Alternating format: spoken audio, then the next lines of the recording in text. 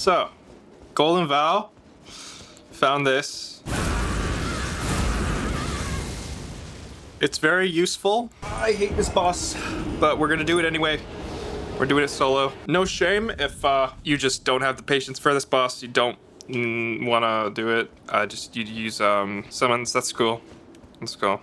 I have no problem with that. This is just for me because I think I can do it. I know I'm like really disadvantaged because I'm like new game +3 or probably like 5. I'm up against some incredible odds here. However, I think I've found the weapon and the build for this. Uh-oh. Rule number 1, never sing along to the music. You'll get distracted. Here we go.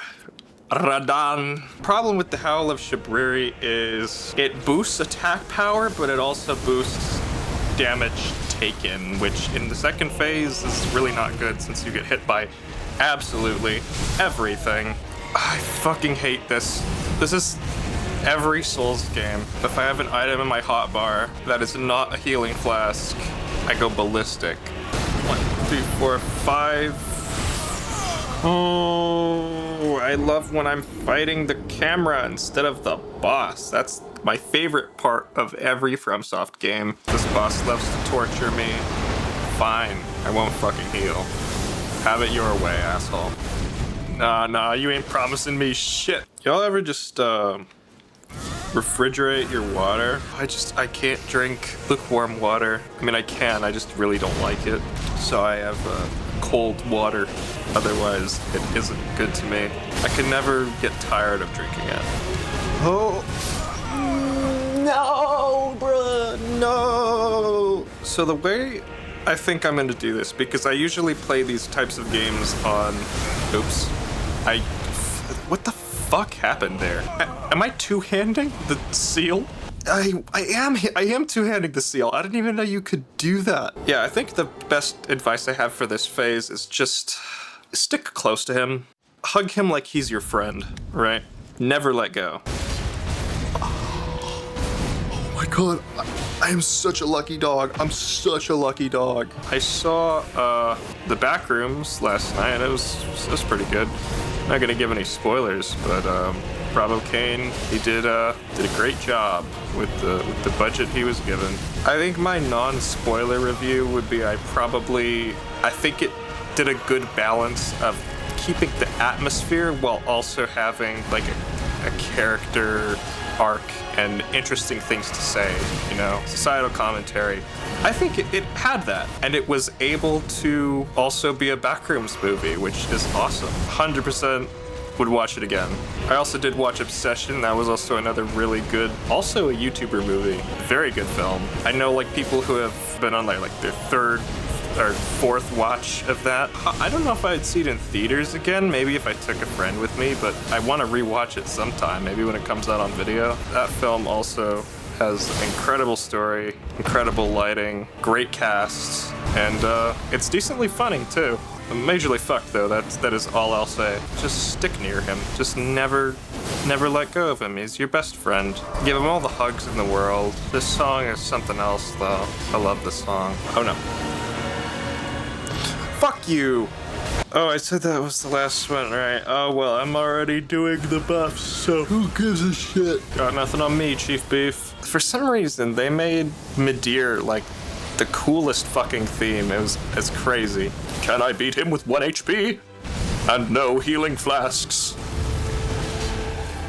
No. Let's see, what time is it? Oh, it's 4 o'clock. Wow. I have not needed to use the blue flask, so we're going to change that. Oh, fuck off. I turned British there for a second. Froze his butt. Oh my god. Okay. Alright, I gotta dry my hands. Fuck. Enjoy this beautiful cutscene. Okay, hands are thoroughly dried. Let's go. Oh god. His planet needs him. I need something that shortens casting time. Oh, Radagon icon. Perfect. Oh no. I was like, shut the fuck up! Fine, just take me. I don't give a shit. Oh my god, first burst. And it'll be the last. Motherfucker! There's a lot of indie games that are already out that are not in early access and have overwhelmingly positive reviews on Steam, and everyone says, oh, this game's really good. And like, I just go off of that. You know, like if you're interested in this niche or whatever, check this game out. You know, that's what I do. I see a lot of people who play like Minecraft, right? And play like they play Minecraft, they play Rocket League, they play Call of Duty, they play a lot of all these different like really popular games. And then they say, well, now I'm bored of gaming. Gaming used to be fun, but now it's just the same. There's a whole market waiting for you. There's a whole basket of ideas just like sitting somewhere waiting to be picked up. I feel like people need to broaden their reach when they say stuff like that. It's difficult for me to juggle many games at once. If I get focused on one game and I have like 3 other games that I haven't played, then I just focus on the one game. So like, yeah, I'm gonna beat this boss. I've talked a lot about Steam and why I love it. It like encourages people to create, and not even just like create for profit, but if you'll notice, if you go on like TF2 or anything, there's like Steam workshops, people creating mods, add-ons for Gmod for all the Valve properties. Like if you did that for Nintendo, they'd brick your console. Like Steam is just so based. Like they've always been. You are not immune to propaganda. You are not immune to propaganda. The only shitty thing about them is that they are slow to respond. So like TF2 has just been plagued by bots for a while, and then they finally banned them just recently. They're bad at customer service. They really need to make Half-Life 3. If you don't like Valve because they don't want to make Half-Life 2 or 3, then like, yeah, if they promised to make it and then they just forgot it, swept it under the rug, then yeah, that is pretty shitty. Fuck. Get me away. What the fuck is that? What is he doing?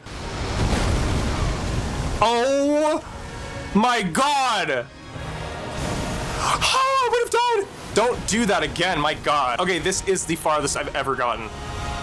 If I get fucking hit by one of these light attacks, I'm gonna be pissed off. No! I don't recommend refighting this boss. Oh no, I'm dead. In Melee, they tried to appeal to the competitive market, like the players, you know, like only the best will play against each other, and it was fun, and it had wave dashing and all that. But I like Brawl because I grew up with Brawl, and it has one of the best story modes in any of the Smash games. No, I'm not joking you, it's actually its own game. The Subspace Emissary within Brawl is its own, like, story mode, and it is emotional as fuck, let me tell you. What they do is they take the Nintendo characters and they make them, like, really gritty and dramatic, and it's awesome. It makes it into the story of, like, they're all going up against this force of darkness. It's great. It's great. There's like somebody who archived all the cutscenes, and it's like an hour long. Like, it's insane the length you get in that freaking story. So I think Brawl is the best Smash game personally for its fun factor and the story. You know, they tried something in Ultimate, they tried the World of Light, and it didn't work out. And they tried to like emulate the Subspace Emissary, but it failed because Nintendo hates emulation. I mean, it's a fine campaign, I guess, but it just felt more hollow than the Subspace Emissary, which felt like it was injected with so much love and care for the story and for the atmosphere. World of Light has none of this. I mean, the environments are well drawn and stuff, and some of the fights are kind of fun. It's kind of like a role-playing game. So let's say you fought Radon in Smash Brothers World of Light. Yeah, you would fight Ganondorf colored red, and he would be given 2 swords. Yeah, it is kind of fun. Some of them are kind of unoriginal though, and it's a very long campaign, so it gets kind of tiring. I don't like World of Light very much, if you couldn't tell. I just think the Subspace Emissary nailed it. They had Solid Snake, they had Mr. Game & Watch, they had all the original characters, they had Ganondorf, they had Rob, which was a freaking accessory that Nintendo made in like the 90s, and they made him a central character. Honestly, you know what, maybe I'm just talking about Elden Ring. Elden Ring feels like a much more magical experience to me than Dark Souls. I think that they got rid of a lot of the edge with the Dark Souls series. This is more like traditional fantasy, I feel like. The Black Flame stuff is cool. The Godskin duo are like metal as fuck. but is more high fantasy than dark fantasy. Dark Souls really felt like an old dark fantasy film turned into a video game. That's what I love about it. In Dark Souls, the whole world felt like it was against you, and everything was so fucked up. Even like the bosses, like Ornstein and Smo. Smo is one disturbing fellow. He's kind of creepy looking, but when you actually look into his lore, he's like someone who takes joy in killing people and then eating their bodies. I mean, Ornstein was also pretty sinister. Yeah, it's odd because I think the story of Dark Souls is so dark and complicated that I sort of view it as an allegory for colonialism. Ornstein helped to orchestrate massacres of dragons, which was spearheaded by Seath, and then they created the kingdom of Lordaeron over where the dragons were already like living. The narrator literally says, and then the dragons were no more.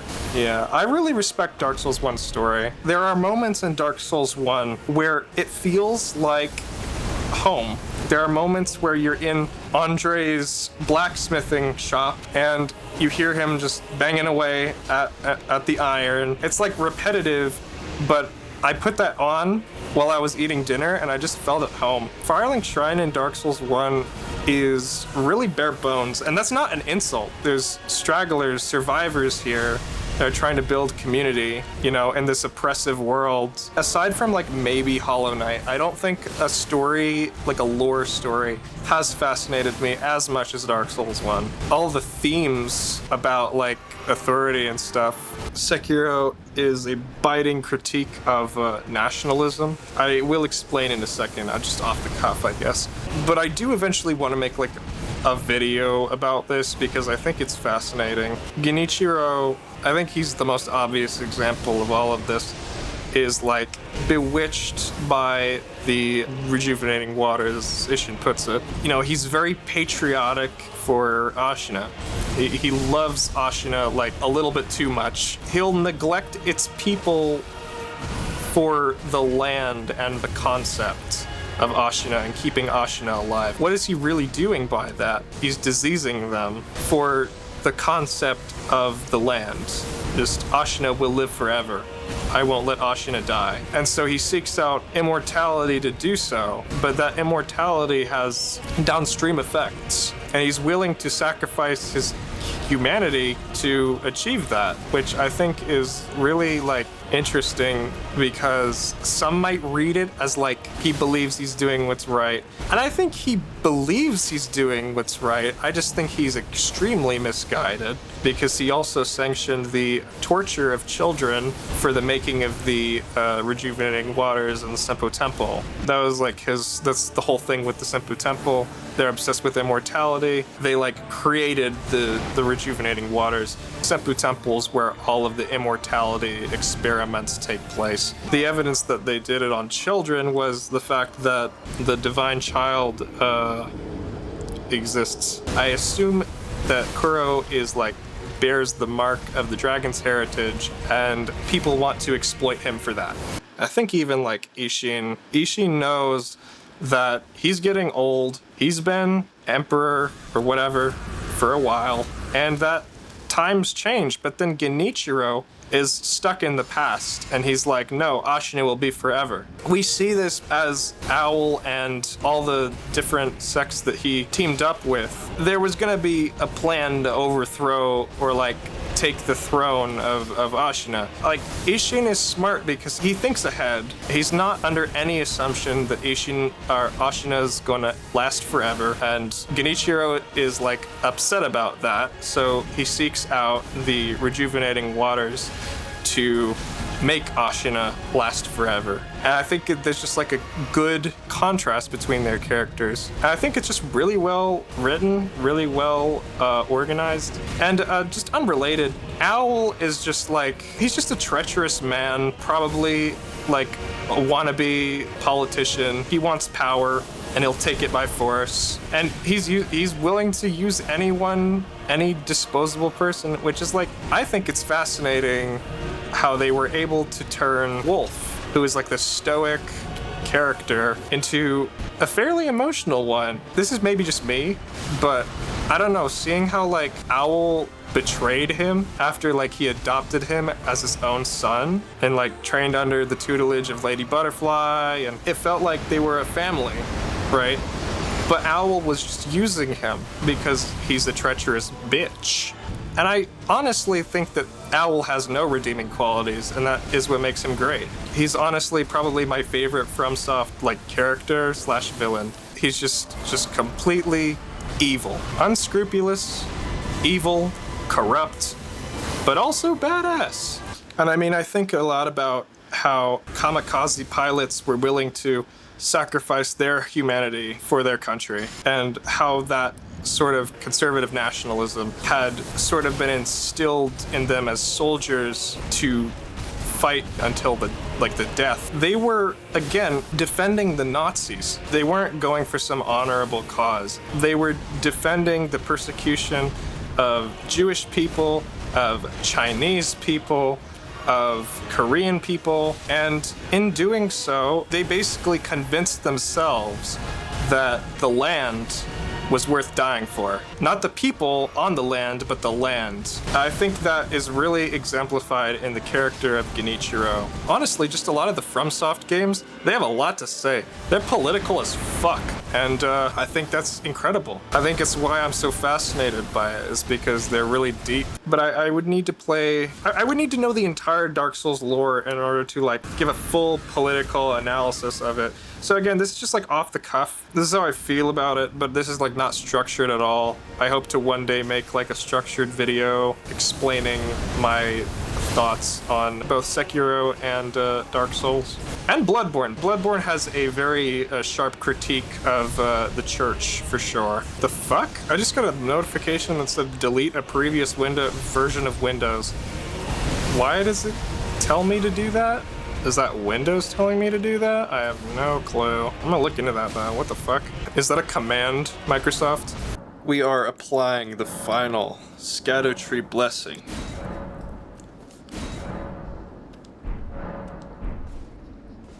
We are scad-pilled, yes.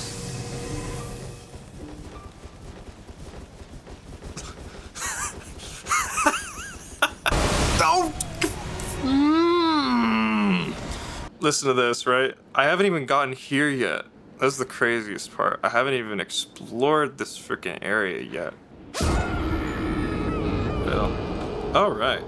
It's kind of weird to me in like the cultural imagination how cats are associated with drinking milk, but like you're not really supposed to feed your cat pasteurized milk, no? I think it's just like cats feed on like the mother's milk. Don't dogs do that also? The dogs aren't associated with drinking milk. It's odd. Alright, my friend told me that... Okay, perfect. Just remember, Wulp is strong. The most important thing, fuck.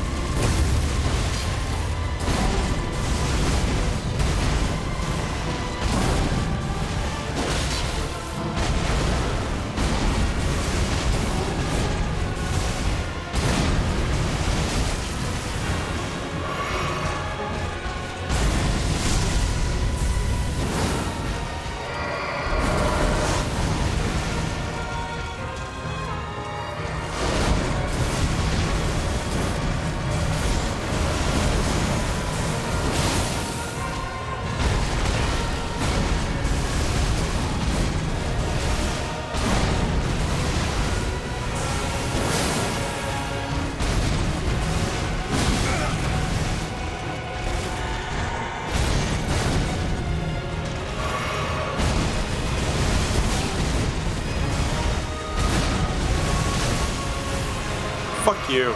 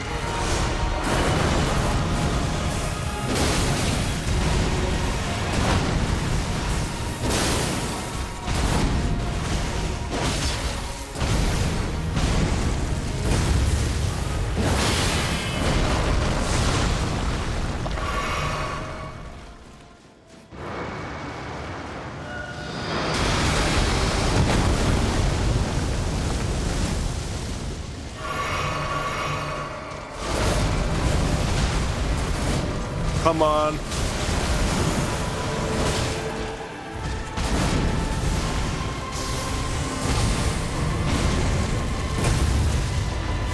I froze him, that's for sure.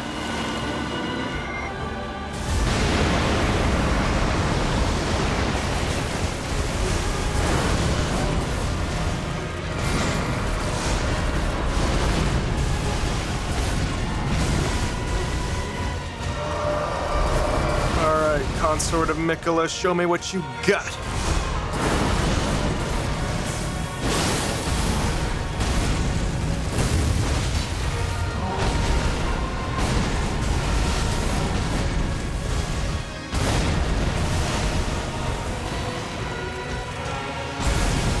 Wolf is strong.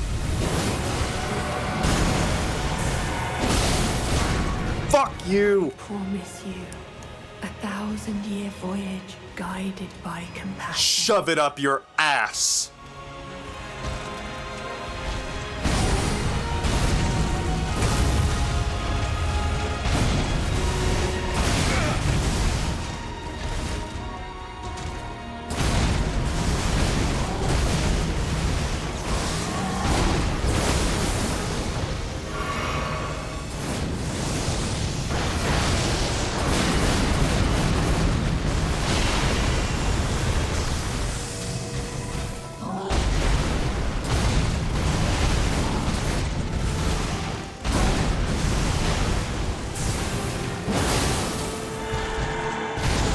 Yeah.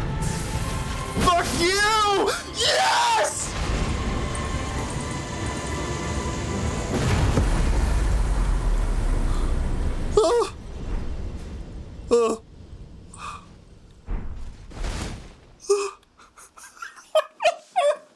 I can rest. GG's. One fucking flask. That is insane. Oh my god. Yeah. All right, next up is Bale. All right. We're gonna watch this cutscene. Lord brother. Yeah, he's fucking dead. To be a god.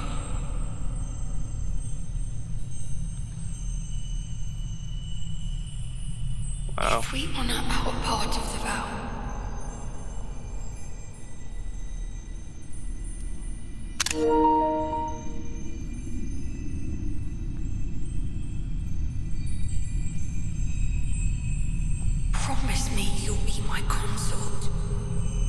Okay. So, to become a god, you need to have a consort. I'll make the world a gentler place. Fucking take you at your word. I don't know. But why'd you try to fucking kill me?